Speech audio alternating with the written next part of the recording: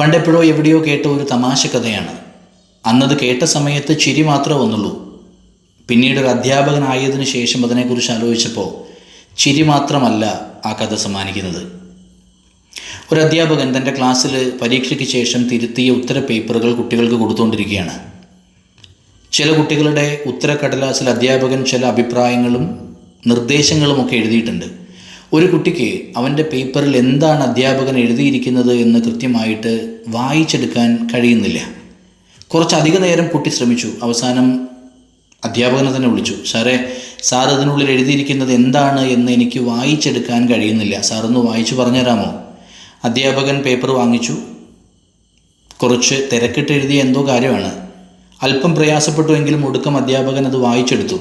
അത് എഴുതുമ്പോൾ മറ്റുള്ളവർക്ക് എളുപ്പം വായിക്കാൻ പറ്റുന്ന രൂപത്തിൽ ഭംഗിയായിട്ടും വൃത്തിയായിട്ടും എഴുതണം കേട്ടോ.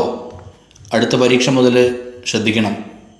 ഒട്ടും ഗൗരവം കുറയാതെ ഇത് പറഞ്ഞിട്ട് പേപ്പർ തിരിച്ചു നൽകിയ അധ്യാപകൻ തിരിച്ചു നടന്നു. ഞാൻ അടക്കമുള്ള അധ്യാപകരും രക്ഷിതാക്കളും ഈ കഥയിൽ നിന്ന് പഠിക്കേണ്ട ഒരു വലിയ ചിന്തയുണ്ട്. ഡിസൈഡ് ബിഹേവിയർ എന്നും നോർമൽ ബിഹേവിയർ എന്നും കേട്ടിട്ടുണ്ടോ നിങ്ങൾ? നമ്മൾ മറ്റുള്ളവരോട്, മറ്റുള്ളവർ നമ്മളോട് ഇങ്ങനെയൊക്കെ പെരുമാറണമെന്ന് നമ്മൾ ആഗ്രഹിക്കാറില്ലേ? അങ്ങനെയുള്ള ആഗ്രഹങ്ങളെയാണ്, അങ്ങനെയുള്ള പെരുമാറ്റങ്ങളെയാണ് നമ്മൾ ഡിസൈഡ് ബിഹേവിയർ എന്ന് വിളിക്കുന്നത്. ഇങ്ങനെ ആഗ്രഹങ്ങൾ പലതുണ്ടെങ്കിലും സാധാരണഗതിയിൽ നമ്മൾ മറ്റുള്ളവരോടും മറ്റുള്ളവർ നമ്മളോടും പെരുമാറാറുള്ള രീതികളില്ലേ, അതിനെയാണ് നോർമൽ ബിഹേവിയർ എന്ന് വിളിക്കുക. നല്ല നാടൻ മലയാളത്തിൽ പറഞ്ഞാൽ തനിക്കൊണം. നമ്മുടെ കുട്ടികളോട് ഇങ്ങനെയൊക്കെയാണ് പെരുമാറേണ്ടത് എന്ന് പറയാറില്ലേ? നമ്മളങ്ങനെ ആഗ്രഹിക്കാറില്ലേ? സമയം കിട്ടുമ്പം മുഴുവൻ നമ്മളവരെ ഉപദേശിക്കാറില്ലേ? എന്നിട്ടും എന്തുകൊണ്ടാണെന്നറിയോ നടപടിയാവാത്തത്? വളരെ സിമ്പിളാണ്. ഈ പറയപ്പെട്ട ബിഹേവിയർ മുഴുവൻ നമ്മുടെ ജീവിതത്തിൽ ഡിസൈഡ് ബിഹേവിയർ മാത്രമാണ്, നോർമൽ ബിഹേവിയർ ആയിട്ടില്ല. ഇംഗ്ലീഷിലൊരു മനോഹരമായ ചൊല്ലുണ്ട്, പ്രാക്ടീസ് ബിഫോർ യു പ്രീച്ച് എന്ന്.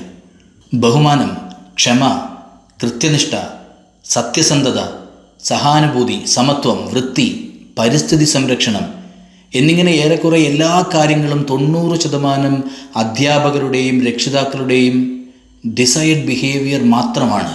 നിർഭാഗ്യവശാൽ നമ്മുടെയൊക്കെ ജീവിതം കണ്ട്, പെരുമാറ്റം കണ്ട് അനുകരിക്കാൻ, പഠിക്കാൻ പാകത്തിന് ഈ പറയപ്പെട്ട ബിഹേവിയറുകളൊന്നും നമ്മുടെ നോർമൽ ബിഹേവിയറിൻ്റെ ഭാഗമായിട്ടില്ല എന്ന് ഞാൻ പറഞ്ഞാൽ അത് അവിതർക്കമായ കാര്യമാണ്. കൃത്യസമയത്ത് നോട്ട്ബുക്സ് കറക്ഷൻ ചെയ്യാത്ത ഒരു അധ്യാപകന് കൃത്യസമയത്ത് നോട്ട്ബുക്ക് എഴുതി തീർക്കേണ്ടതിൻ്റെ ആവശ്യകതയെക്കുറിച്ച് കുട്ടികൾക്ക് എങ്ങനെ പറഞ്ഞു കൊടുക്കാൻ സാധിക്കും? പറഞ്ഞിട്ട് എന്താണ് കാര്യം? സമയത്തിന് സ്കൂളിൽ വരാത്ത പ്രിൻസിപ്പൽ കുട്ടികളോടും അധ്യാപകരോടും പങ്ക്ച്വാലിറ്റിയെക്കുറിച്ച് വാതോരാതെ പ്രസംഗിച്ചിട്ട് എന്താണ് കാര്യം? തങ്ങളുടെ സ്റ്റാഫ് റൂം വൃത്തിയായിട്ട് സൂക്ഷിക്കാൻ കഴിയാത്ത അധ്യാപകർ ക്ലാസ് റൂം വൃത്തിയായി സൂക്ഷിക്കാത്തതിൻ്റെ പേരിൽ കുട്ടികളെ ശിക്ഷിക്കുന്നത് എന്തിനാണ്? ക്ലാസ്സിൽ തറയിൽ കിടക്കുന്ന 1-2 വേസ്റ്റ് പേപ്പർ കഷ്ണങ്ങൾ എടുത്ത് ഡസ്റ്റ്ബിന്നിൽ ഇടാൻ കഴിയാത്ത ഒരു സയൻസ് ടീച്ചർക്ക് പരിസ്ഥിതി സംരക്ഷണത്തെക്കുറിച്ച് എന്ത് തേങ്ങയാണ് പഠിപ്പിക്കാനുള്ളത്? അയ്യോ, അൺപാർലമെൻ്ററി ആയോ? തേങ്ങ അൺപാർലമെൻ്ററി അല്ല, കുഴപ്പമില്ല.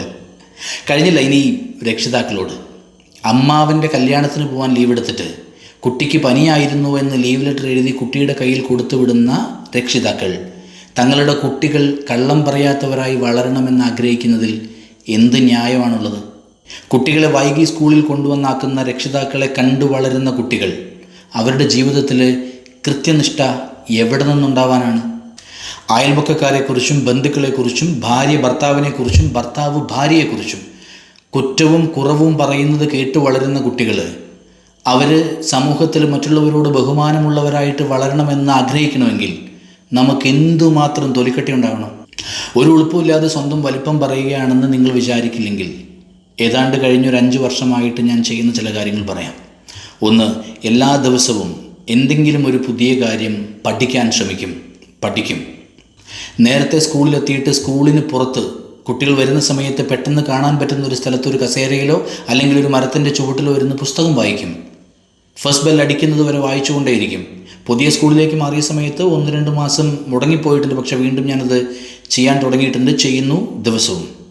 എല്ലാ പ്രോഗ്രാമുകളും എല്ലാ മീറ്റിങ്ങുകളും പറഞ്ഞ സമയത്ത് 1 മിനിറ്റ് പോലും വൈകാതെ, ആരൊക്കെ വന്നാലും വന്നില്ലെങ്കിലും തുടങ്ങിയിരിക്കും, പറഞ്ഞ സമയത്ത് 1 മിനിറ്റ് പോലും വൈകാതെ അവസാനിപ്പിച്ചിരിക്കും. സ്കൂളിൻ്റെ മുറ്റത്ത്, വരാന്തയിൽ, നടക്കുന്ന സ്ഥലങ്ങളിൽ എവിടെയെങ്കിലും ഒരു കഷ്ണം വേസ്റ്റ് പേപ്പർ കണ്ടാൽ, ഒരു മിഠായി പൊതി കണ്ടാൽ അതെടുത്ത് ഡസ്റ്റ്ബിന്നിൽ നിക്ഷേപിക്കും. ഏത് ഡസ്റ്റ്ബിന്നിൽ ഇട്ടാലാണോ കുട്ടികൾ കാണുന്നത് ആ ഡസ്റ്റ്ബിന്നിലേ ഇടൂ. അങ്ങനെ കുറച്ചധികം കാര്യങ്ങൾ. ഞാൻ അധ്യാപകരോട് എപ്പോഴും പറയുന്ന ഒരു കാര്യമുണ്ട്, നല്ല ശീലങ്ങൾ കുട്ടികളെ പഠിപ്പിച്ചുകൊണ്ടേയിരിക്കണം. ആവശ്യം വന്നാൽ മാത്രം വാതുറക്കണം. അതിനു വേണ്ടത് ഡിസൈഡ് ബിഹേവിയർ മുഴുവൻ പതിയെ പതിയെ നമ്മുടെ നോർമൽ ബിഹേവിയറായിട്ട് മാറണം. അങ്ങനെ മാറ്റാൻ കഴിഞ്ഞാൽ എല്ലാം താനേ ശരിയായിക്കോളും.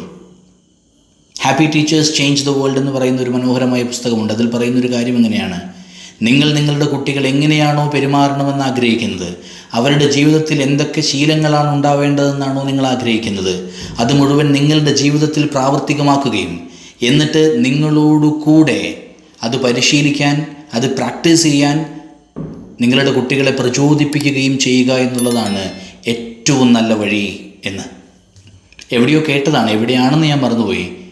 നമ്മുടെ കുട്ടികളിൽ 1/3 ഭാഗം അറിയപ്പെടാത്തതാണ്. 2ാമത്തെ ഭാഗം DNA ആണ്.